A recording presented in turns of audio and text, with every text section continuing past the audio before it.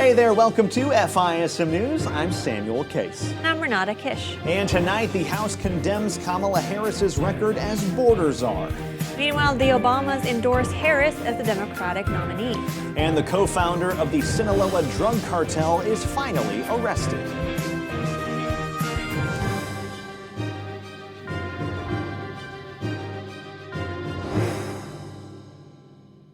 But first, Israeli Prime Minister Benjamin Netanyahu, he met with President Biden and Vice President Kamala Harris yesterday to discuss the ongoing war in Gaza, marking his very first visit to the White House since 2020. Mr. President, we've known each other for 40 years, and you've known every Israeli Prime Minister for 50 years, from Golda Meir. So from a proud Jewish Zionist to a proud Irish-American Zionist, I want to thank you for 50 years of public service and 50 years of support for the State of Israel. And I look forward to discussing with you today and working with you in the months ahead on the great issues before us. The meetings came a day after Netanyahu spoke to Congress, where he vowed total victory in Gaza. Kamala Harris, who skipped Netanyahu's address, emerged from their meeting yesterday, saying she had a frank discussion with the Prime Minister. So I just had a frank and constructive meeting with Prime Minister Netanyahu. I told him that I will always ensure that Israel is able to defend itself, including from Iran and Iran-backed militias such as Hamas and Hezbollah. I also expressed with the Prime Minister my serious concern about the scale of human suffering in Gaza, including the death of far too many innocent civilians. And I made clear my serious concern about the dire humanitarian situation there. Harris said she would, quote, not be silent about the suffering in Gaza and called for an immediate ceasefire. It is time for this war to end, and end in a way where Israel is secure, all the hostages are released, the suffering of Palestinians in Gaza ends, and the Palestinian people can exercise their right to freedom, dignity, and self-determination. Meanwhile, Netanyahu is meeting with former President Donald Trump today. Meanwhile, yesterday, the House passed a resolution condemning Kamala Harris as border czar. The Daily Wire reports that 6 Democrats and 214 Republicans voted in favor of the measure. Now, despite Democrat denial that Harris was ever named the border czar, the resolution recounted that on March 24, 2021, Harris was officially put in charge of the border to address the root causes of illegal immigration. Well, thank you, Mr. President, and for having the confidence in me. And there's no question that this is a challenging situation. As the President has said, there are many factors that lead President to leave these countries. And while we are clear that people should not come to the border now, we also understand that we will enforce the law, and that we also, because we can chew gum and walk at the same time, must address the root causes. Border Patrol Chief Raul Ortiz said that during his 2 years in the position, he did not even have one conversation about the issue with either the president or Vice President Harris.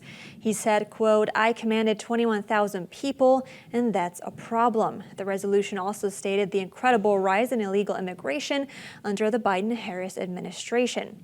According to the report, roughly 2 million gotaways evaded Border Patrol since Biden and Harris took office. The measure concluded that the House strongly condemns the Biden administration and its border czar. The statement added that the continuation of the Biden-Harris border policies would be disastrous for both the United States and the American people. And Barack and Michelle Obama have officially endorsed Kamala Harris's presidential bid. They did that earlier today, further solidifying her position as the Democratic nominee.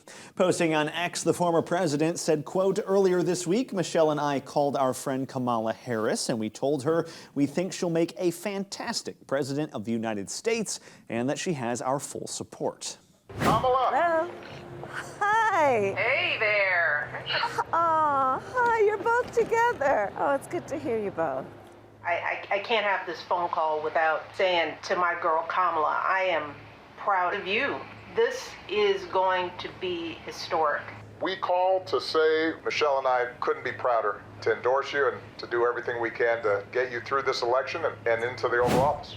In his post, Obama said, quote, "At this critical moment for our country, we're going to do everything we can to make sure she wins in November. We hope you'll join us." The Obamas are now the latest top Democrats to endorse Harris, following Senate Leader Chuck Schumer, House Minority Leader Hakeem Jeffries, and of course, former House Speaker Nancy Pelosi earlier this week. At the same time, former President Donald Trump remains ahead of Vice President Kamala Harris in recent polling, but she is gaining ground. An Emerson survey found that the vice president is trailing the former president in 4 swing states and tied in Wisconsin. Trump's biggest lead is in Arizona with 49% to 44%, and he retains a narrow 2-point lead in Georgia and Pennsylvania. And in Michigan, only a razor-thin 1-point gap separates the two candidates. Young voters are driving that trend. 3 out of 5 voters under the age of 30 support Harris, according to a New York Times poll released yesterday. But the same poll also showed that half of all voters believe the U.S. economy is poor, which is possibly a warning sign to the sitting vice president. Certainly could be. Also, despite her slight bump in the polls that we're seeing, Kamala Harris still has a lot of explaining to do with the voters. A new poll conducted by the Democracy Institute and Daily Express U.S. found 62% of Americans believe Harris lied to the public about President Biden's mental fitness. It's a concern recently also raised by Wisconsin voters on MSNBC.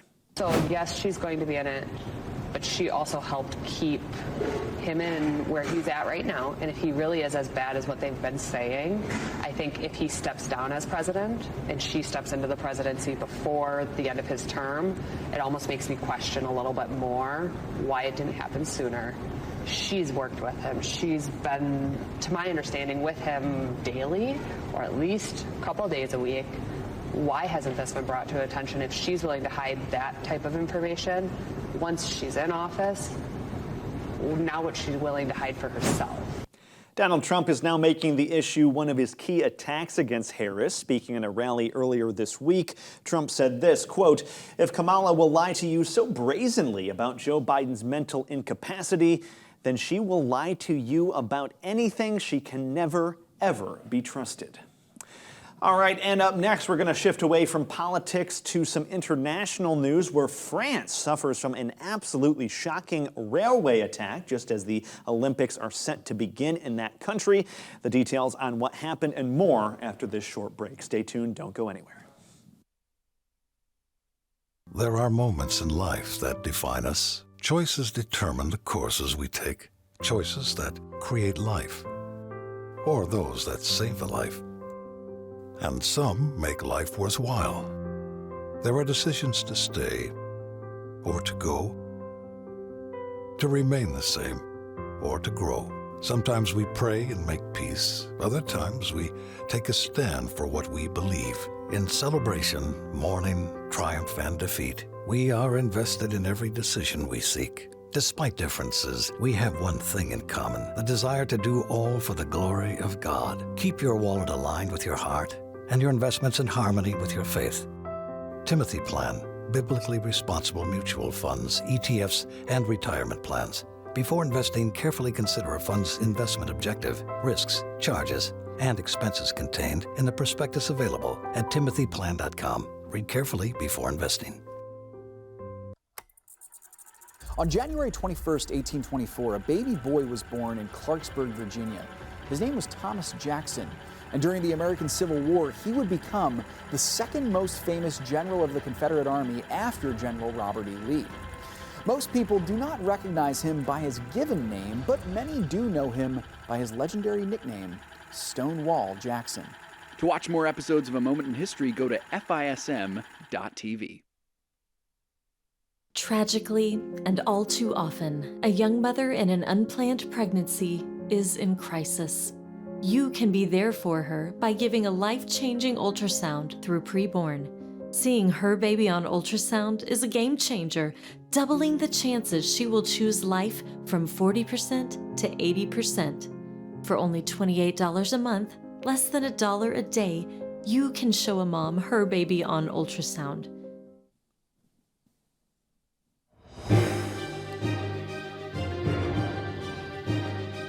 And welcome back to FISM News. I'm Renata Kiss. Well, let's continue in Paris, where earlier today, arsonists attacked 3 railway lines leading to the heart of the city. The AP reports that no one was injured or hurt. However, it did paralyze railway traffic for roughly 800,000 people, including some athletes heading to the opening ceremony.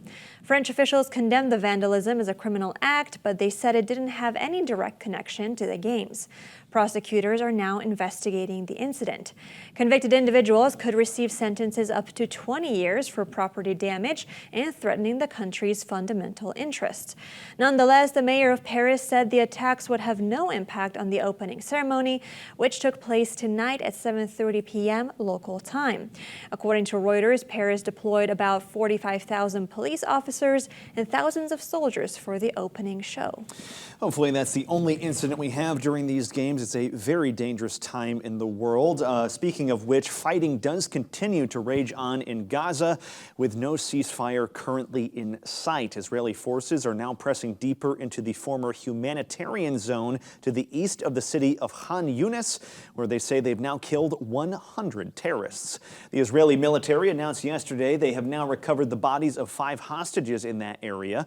While at the same time, the IDF also says their tanks are advancing in Rafah as well, where Israeli troops have located more tunnel shafts containing long-range rocket launchers and other weapons. Meanwhile, Hamas is accusing Benjamin Netanyahu of trying to thwart efforts to end the war after the Israeli Prime Minister told Congress this week that he's confident Israel will succeed in getting Hamas to release the remaining hostages. Meanwhile, in Iraq, 4 rockets struck near an airbase housing U.S. military members. No damage or injuries were reported, and according to Fox News, none of the rockets landed inside the base. The attacks came only days after U.S. and Iraqi officials discussed ending their coalition against ISIS and transitioning towards a mutual security relationship instead, with some U.S. troops likely remaining in Iraq. But Iraqi factions that align themselves with Iran have called on the remaining 2,500 American troops to leave. Iran-backed militant groups in Iraq have targeted U.S. military bases multiple times since the war in Gaza started. And it's not just Iran that's on the move, as Defense Secretary Lloyd Austin responded to the unprecedented joint Chinese and Russian bomber flights off the coast of Alaska earlier this week. He said yesterday that the warplanes at their closest were just 200 miles from the U.S. coast, and said it underscores the growing cooperation between Moscow and Beijing, especially as China has now provided support to Russia's war effort against Ukraine. Austin said the U.S., however, is ready to respond if necessary. As to whether or not our adversaries are testing us at this particular time, they're always testing us, and that's no surprise to any of us. We see activity in the north on a number of occasions, and we are always at the ready to address that activity. And back in the U.S., yesterday, a man was arrested over allegations of starting California's Durkee Fire, the state's largest active wildfire. 42-year-old repeat offender Ronnie Dean Stout II was reportedly seen by witnesses pushing a flaming vehicle into a gully in California's Bidwell Park. Based on estimates, Durkee Fire has destroyed over 239,000 acres of land. The arrest comes as wildfires continue to burn across parts of the U.S. and Canada. Authorities have blamed an ongoing drought in the Pacific Northwest for the intense blazes, as parts of Oregon have surpassed 75 days without rainfall. Other reports have suggested that the fires may also be responsible for decreased regional air quality. And coming up next, the DOJ delivers a major blow to the Mexican drug cartels. But we first go to Seth Udinsky for a moment in history.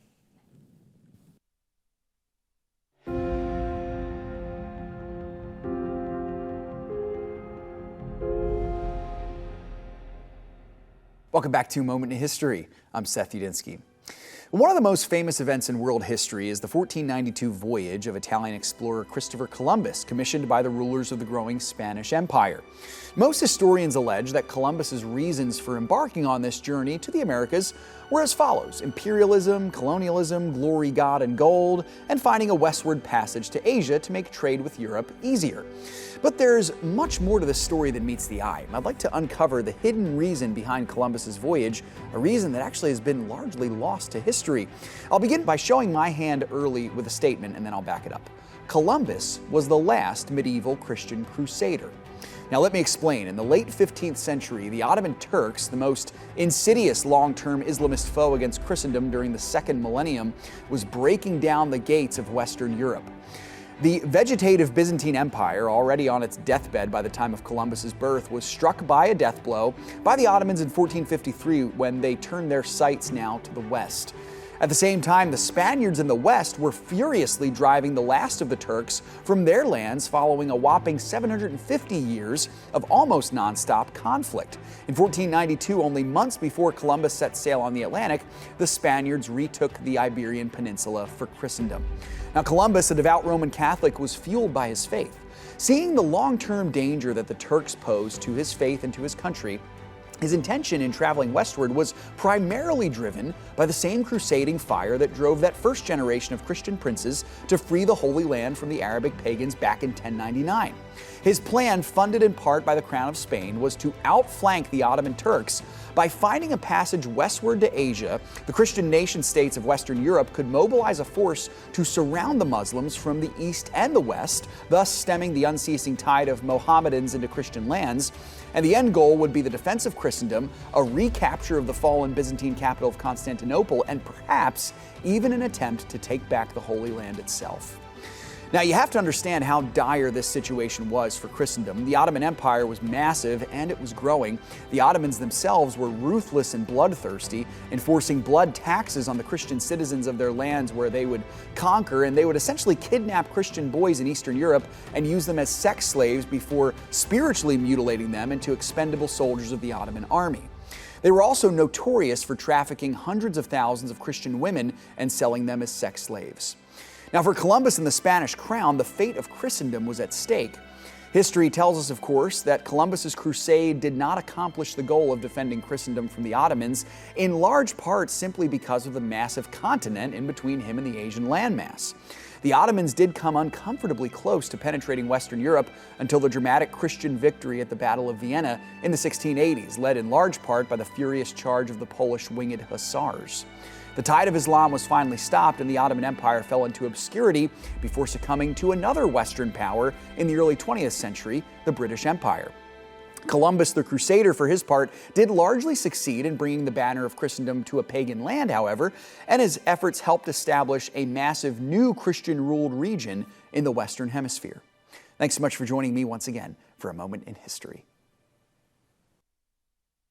Do you know what you are supporting when you purchase mutual funds and stocks? Think about it. When you invest in a company, you make a decision to support the things that that company supports. And it may not be things that you agree with. Financial Issues is a ministry teaching people like you how to invest biblically, responsibly, keeping your investments clear of companies that may support an ungodly agenda. Learn more by going to financialissues.org. Financialissues.org. Emmy was in a bad relationship when she found out she was pregnant. Her boyfriend told her to get an abortion, which she seriously considered. Now, Emmy knew that if she got an abortion, a part of her would be broken. So Emmy went to a preborn center in need of guidance. They were able to put every fear at ease and let her know it was going to be okay. And because of preborn, Emmy's little boy is here. She couldn't imagine life without him. Preborn clinics introduce moms in crisis to their babies through ultrasound while providing hope, love, and the gospel in action. Would you join Preborn in helping more moms choose life? For $140, you can sponsor 5 ultrasounds and help rescue 5 babies from abortion. To donate, dial pound 250 and say keyword baby. That's pound 250 keyword baby, or donate securely at preborn.com. That's preborn.com.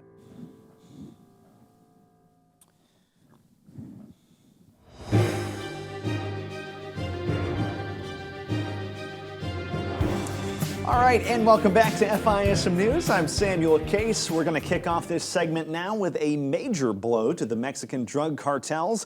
The DOJ announced yesterday it has now arrested the leaders of the absolutely notorious Sinaloa cartel. Here's Attorney General Merrick Garland with the details on that. Both men are facing multiple charges in the United States for leading the cartel's criminal operations, including its deadly drug manufacturing and trafficking networks. The first is Ismael Zambada Garcia, or El Mayo, a co-founder of the cartel.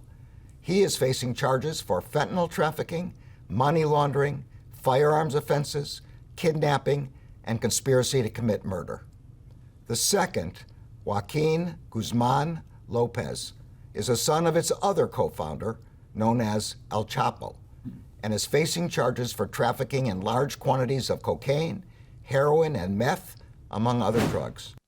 As explained by CNN, the Sinaloa cartel is one of the most powerful criminal groups in the entire world, raking in billions of dollars a year by trafficking drugs into the U.S. and around the globe. Garland said this, quote, "The Justice Department will not rest until every single cartel leader, member, and associate responsible for poisoning our communities is held accountable." And speaking of drugs, the U.S. Drug Enforcement Agency is the subject of criticism this week after the AP obtained exclusive documents revealing a culture of debauchery and corruption in the country's foremost anti-narcotics agency. The AP was reportedly given access to documents and text messages exchanged in a chat between DEA agents. Members of the chat joked about going on a world debauchery tour paid for by the U.S. government. The leaked 2017 chat included 5 DEA agents, one of whom is still with the agency today. Investigators were especially concerned after it was revealed that one of the agents in the chat was charged with rape in Spain in 2018. This was less than a year after agents had joked about the occurrence in the group chat. Spanish authorities later dropped the charges, and the agent was allegedly reprimanded by the DEA. Another agent in the group chat is currently in federal prison serving a 12-year sentence. Other accusations against the agents include the use of prostitutes and using government funds to vacation abroad. And some other news today. The CDC has now released new data on infant mortality in the U.S. FISM's Ian Patrick breaks down those numbers. The Centers for Disease Control and Prevention released a rather concerning set of data this week on infant mortality. According to the CDC, 20,577 infant deaths were reported in the United States within the year 2022. This marks a 3% increase from the year before.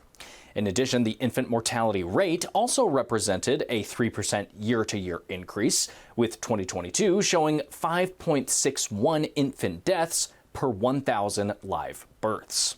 CDC says this is the first increase for this metric after 25 years of steady decline. As for what caused these infant deaths, CDC says there are 5 leading causes, including congenital malformations, disorders related to short gestation and low birth weight, sudden infant death syndrome, unintentional injuries, and maternal complications. When looking at individual states, 12 states had infant mortality rates actually lower than the national average. Many of those states are typically Democrat-run or Democrat-leaning, and they include states like California, Colorado, Massachusetts, and New York.